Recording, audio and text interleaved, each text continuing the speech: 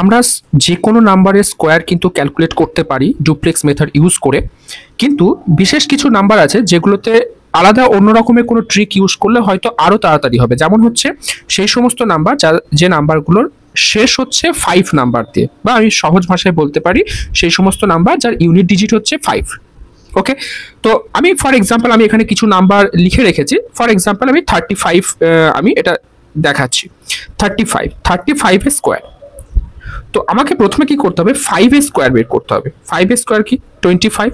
এখন 3 এর ঠিক পরের নাম্বার কি 4, সো 3 × 4 12। তো 35 এর স্কোয়ার হচ্ছে 1225।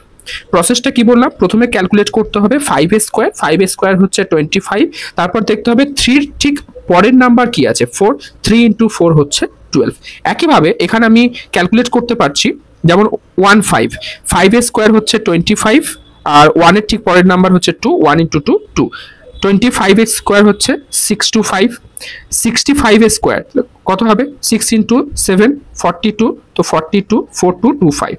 একইভাবে 85, তাহলে 7225। ওকে, ঠিক একইভাবে 95, 115 বা এই সমস্ত যে কোনো নাম্বার যেগুলো 1 ইউনিট ডিজিট যার 5, সেই নাম্বারগুলোকে খুব সহজেই স্কোয়ার ক্যালকুলেট করা যায়। তো তুমি চাইলে 95 আর 115 এই দুটো নাম্বারের স্কোয়ার কমেন্ট করতে পারো। Thank you.